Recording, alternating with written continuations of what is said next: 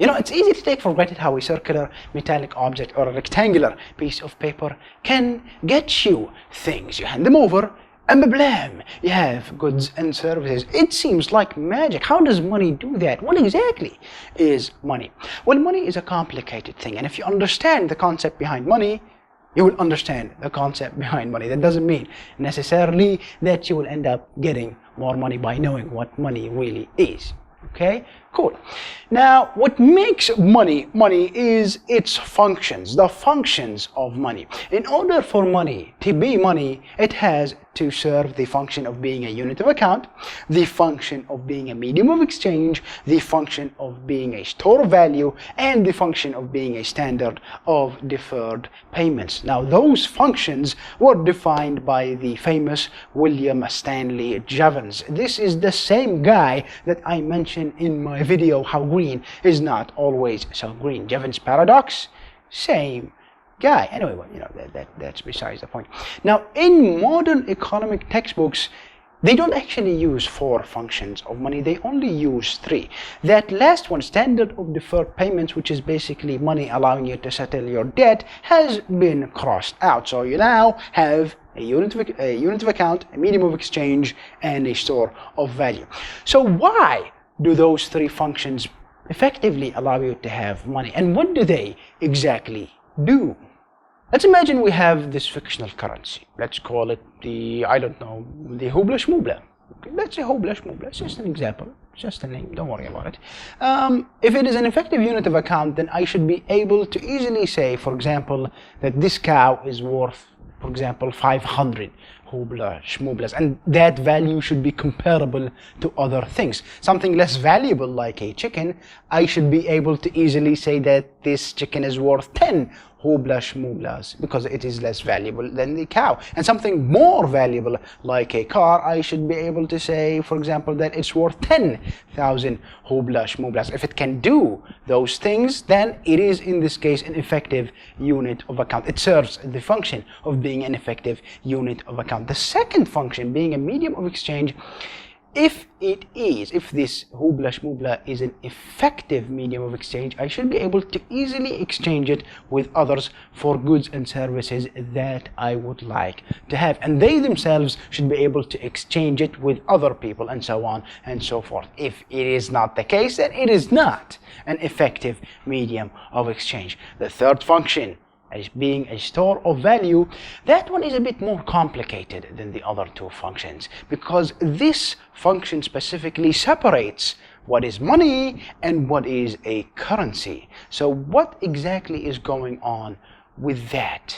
Now, depending on the type of money you're talking about, that will determine whether what you will get is money or whether what you will get is a currency. Now, what exactly is the difference between money and currency? Money has all the functions that I've mentioned to you, but currency has all the functions of money as well, except being a store of value. Let me give you an example to illustrate what exactly is happening here. Let's begin with the first type of money. The first type of money is called commodity money, which is, for example, gold. Gold is literally worth its own weight, well, in gold. Let's say that you give me a piece of gold, and this piece of gold is valued at $100. I take it and I exchange with you something that you need, a good or service that you need. That's it, our exchange ends. Okay, the piece of gold that you gave me is effectively money in this case. The next type of money that we have is commodity-backed money, and this is an indirect relationship that is happening here. Let's say that you give me a piece of gold, okay, worth $100, and I give you a piece of paper that says this piece of paper is worth $100 worth of gold.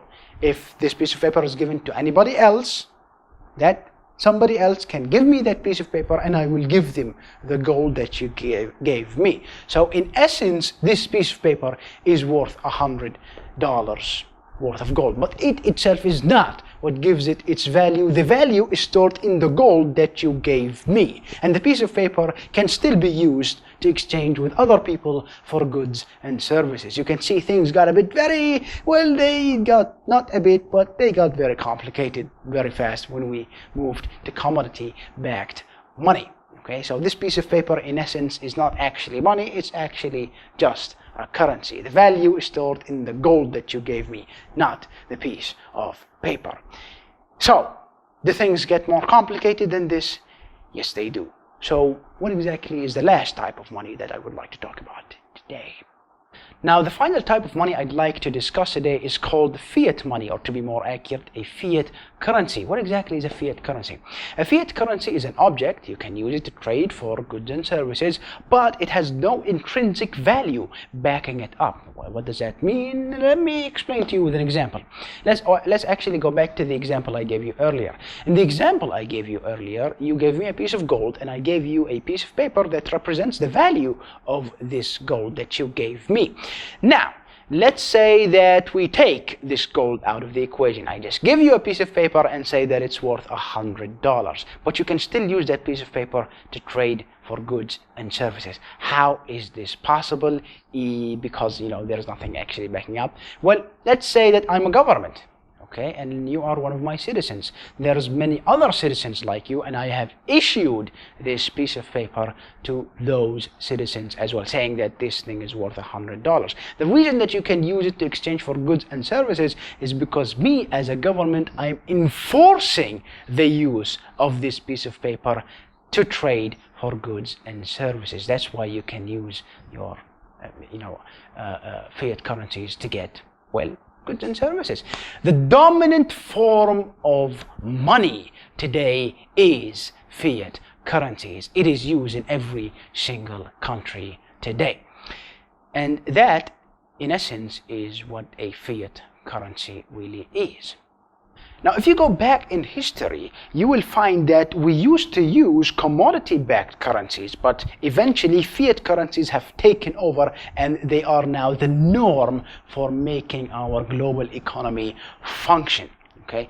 If you, for example, take a look at the US dollar, you will find today it says this note is legal tender for all debts, public and private. This is the US government enforcing the use of the US dollar. But if you go back to the 1930s, the US dollar says this, actually it says 1 silver payable to the bearer on demand. That's what it says back then. So back in the 1930s, the US dollar was commodity-backed currency, was a commodity-backed currency, but now it's a fiat currency.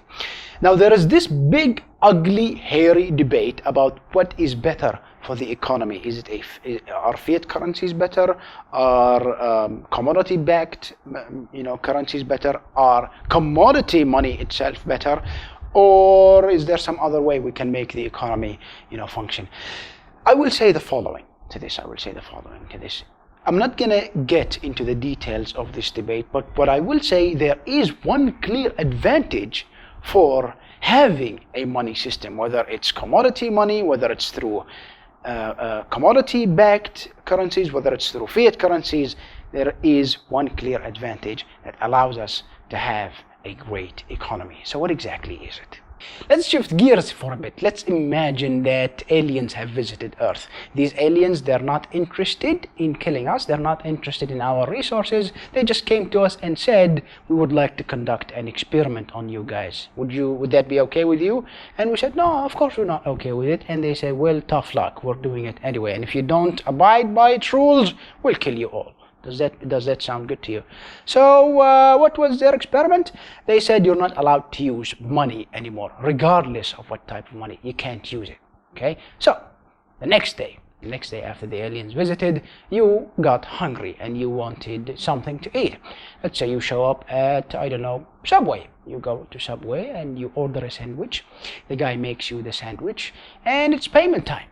Let's say that you have in your pocket your iPhone, your wallet, your clothes, and what else do you have? A pack of gum, for example.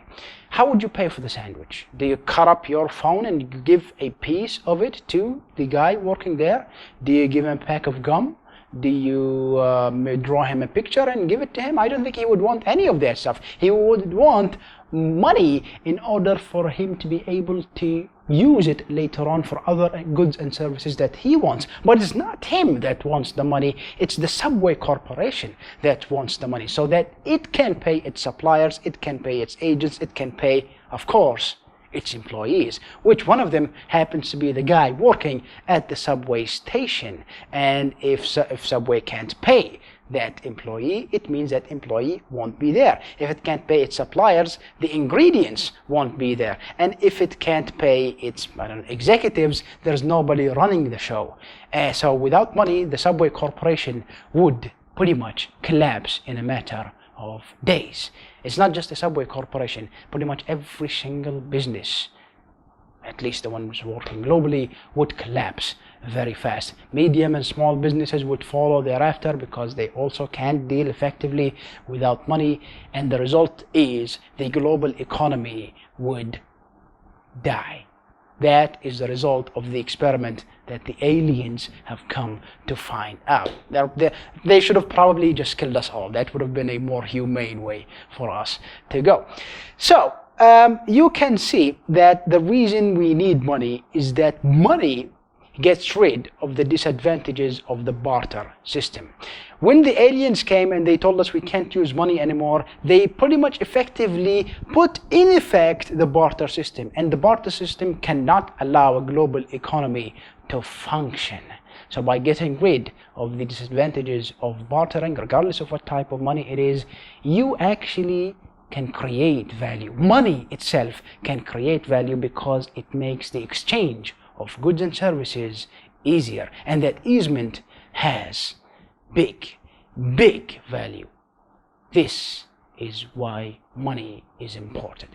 So this has been my take on money, and with that, thank you very much.